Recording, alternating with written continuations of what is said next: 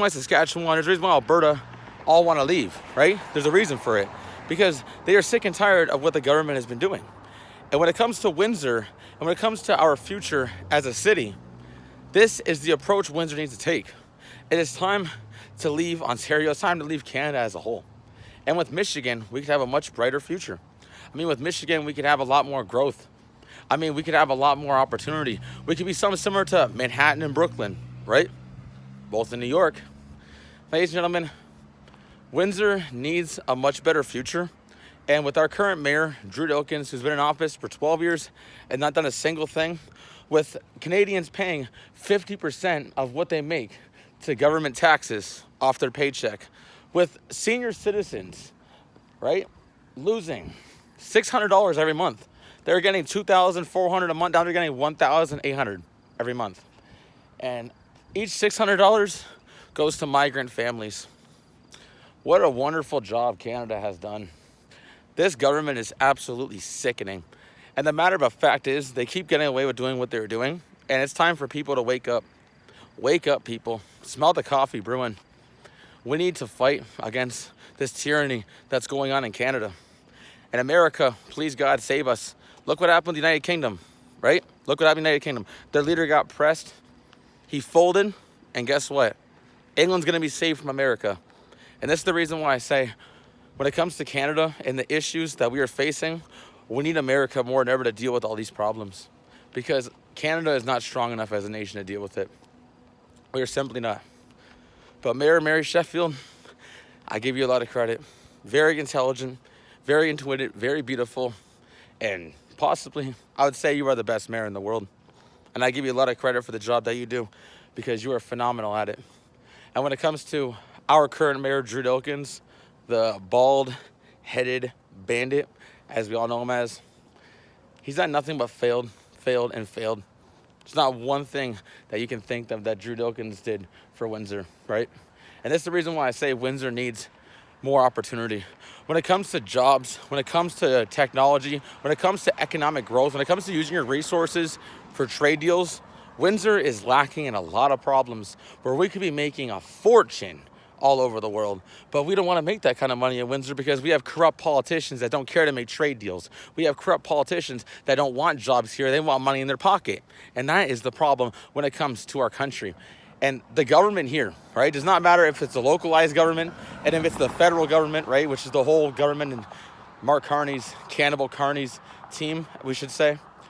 This is the problem that we are facing in this country. And the only way things are going to get better is if what happened with the United Kingdom happens to Canada. Because, like I said, ladies and gentlemen, the United Kingdom is 4 years ahead of us, and you see exactly what's going on over there.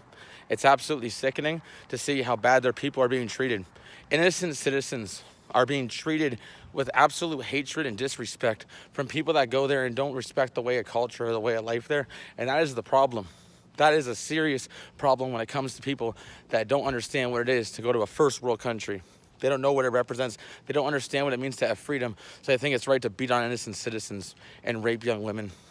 People that do shit like that are fucking sickening. And they need to be banned from every city, every country in the world. Send them back to the shithole they came from. And don't come to our spot and target our innocent people, right? It's that simple. We are sick and tired of seeing the problems that we are facing. When it comes to crime, when it comes to drugs, it's all over the place in our communities. And Windsor especially. It's sickening because at one point Windsor was a lot better than where it's at.